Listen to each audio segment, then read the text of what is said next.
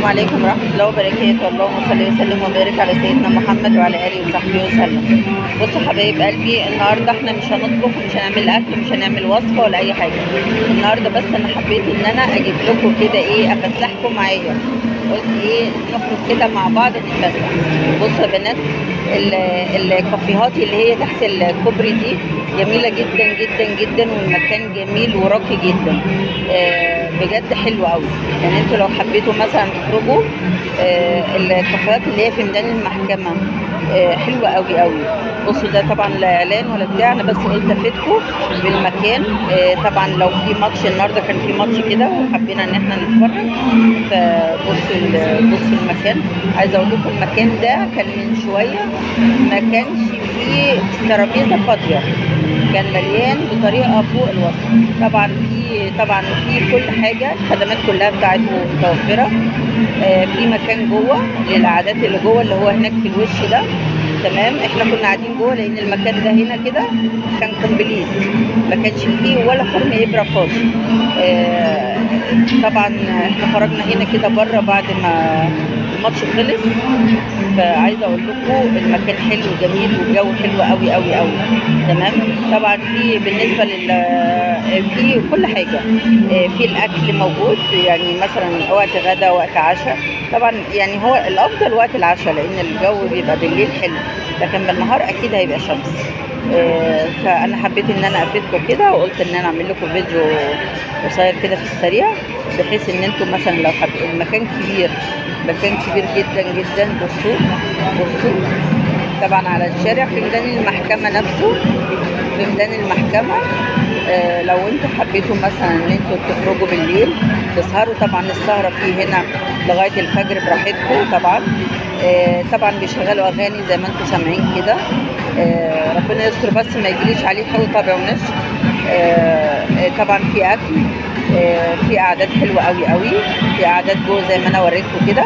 اللي ما بيحبش الدوشه، مش عايز يقعد بره في الدوشه، ممكن يقعد جوه. تمام. حبيتوا تطلبوا اكل، في بيتزات، في تشيكن فاير، في كل حاجه موجوده متوفره هنا. اهم حاجه ان انتوا بس ايه، تقعدوا كده في المكان جميل جدا جدا فوق ما تتخيلوا. طبعا انا ما كنتش عندي فكره خالص عن الكافيهات اللي هي الجديده دي اللي هي فتحت تحت الكوبري. طبعا لما كان حد يقول لي على كافيه تحت الكوبري، ايه ده هنقعد في الشارع كده؟ لا لا لا. شايفين المنظر من فوق عامل ازاي؟ بصوا الديكورات بتاعته جميله قوي قوي قوي قوي. شايفين المنظر؟ عايزه اقول لكم بقى في رمضان كان حاجه تانية خالص. المكان كان حلو قوي في رمضان، زينة رمضان طبعا. بصوا الجمال. طبعا اللي يحب مثلا ان هو ينزل بالليل يغير جو ولا حاجه، وطبعا اسعاره عاديه خالص. يعني كوبايه الشاي مثلا 17 18 جنيه. يعني الحاجات في متناول الجميع، يعني اي حد ممكن يقعد.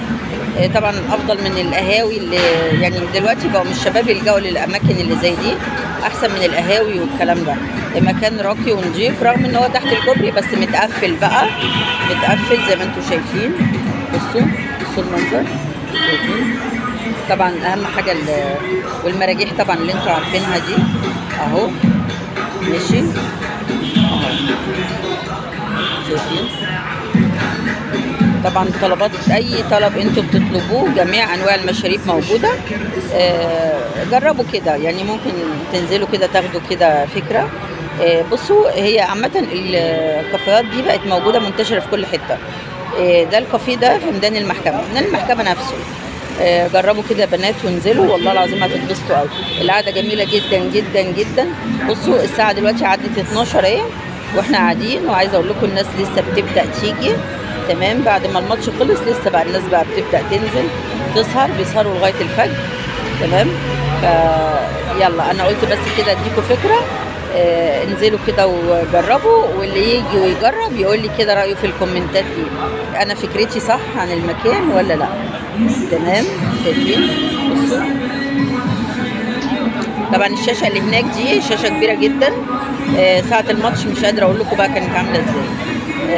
طبعا طلبات ومشاريب واكل وكل حاجه متوفره. تمام.